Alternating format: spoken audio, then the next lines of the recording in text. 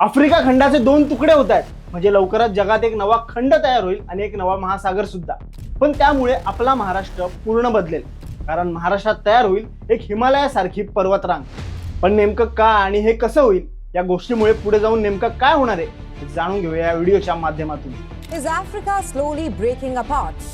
A massive crack in the ground that's estimated to be up to 50 feet deep has opened up in Kenya seemingly overnight. Entirely new ocean could emerge in the African continent. It seems that Africa is starting to split into two separate continents. Yeah, Doug Delaney is here with more on this giant crack in the earth that it's just growing daily.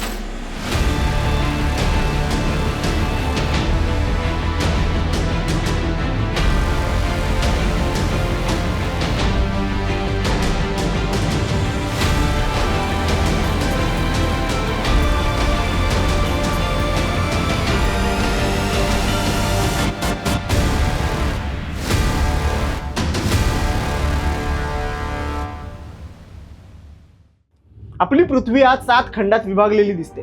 Asia, Africa, उत्तर America, दक्षिण America, Antarctica, Europe आणि Australia.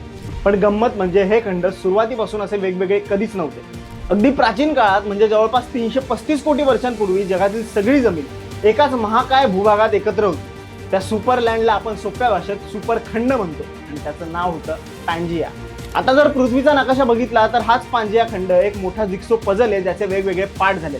ते कसे? तर पृथ्वीच्या आतल्या उष्णतेमुळे, हालचालींमुळे आणि थर्मल एनर्जीमुळे जमिनीखालील मोठ्या मोठ्या प्लेट्सवर आपले खंड उभे आहेत. या प्लेट्स मॅन्टलवर तरंगत असतात. मॅन्टल म्हणजे गरम अर्धवट वितळलेल्या खडकांचा थर आणि त्यात सतत कनेक्शन करंट म्हणजे उष्णतेमुळे होणाऱ्या प्रवाहाच्या लाटा चालू असतात. त्याच लाटांमुळे प्लेट्स कधी एकमेकांकडे येतात, कधी एकमेकांपासून दूर सरकतात, तर कधी एकमेकांना घासत घासत पुढे सरकतात. या प्रक्रियेला वैज्ञानिक भाषेत म्हणतात कॉन्टिनेंटल ड्रिफ्ट, म्हणजे खंडांचं वाहत वाहत हलणं.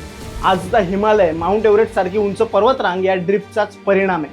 जेव्हा भारत आणि ऑस्ट्रेलिया मिळून असलेली इंडो ऑस्ट्रेलियन टेक्टॉनिक प्लेट त्या काळातल्या युरेशियन प्लेटला येऊन धडकली, तेव्हा जमीन वर उचलली गेली आणि हिमालय जन्माला आला. आणि आता असाच एक नवीन प्लेट ब्रेकअपचा खेळ पुन्हा सुरू झालाय, पण यावेळी आफ्रिकेत. काही महिन्यांपूर्वी आफ्रिकेच्या अगदी मध्यभागी एक मोठी दरी दिसायला लागली. सुरुवातीला ही दरी साधारण 56 किलोमीटर लांब होती, पण दरवर्षी 6 ते 7 मिलीमीटरने ही दरार मोठी होते, वाढते. हीच ती ईस्ट आफ्रिकन रिफ्ट.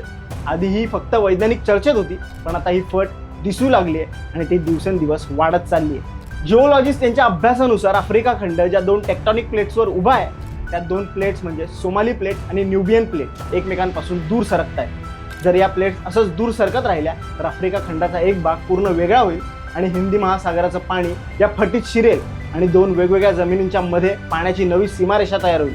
पुढे वाढत वाढत तिथे एक नवा महासागर सुद्धा तयार होईल.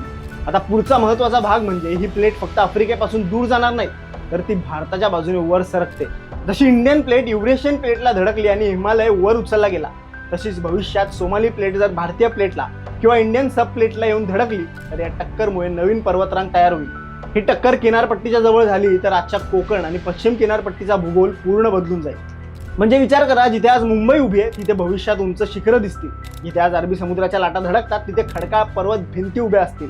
जिथे आज मरीन ड्राईव्हवर लोक सूर्यास्त पाहतात तिथे कदाचित लोक डोंगरांवरून ढगांमधला सूर्यास्त पाहतील. पण हे बदल घडायला 1 कोटी ते 20 कोटी वर्षांचा कालावधी लागेल. आपण माणसं या बदलत्या इतिहासाच्या फक्त एका छोट्याशा फ्रेममध्ये जगतोय.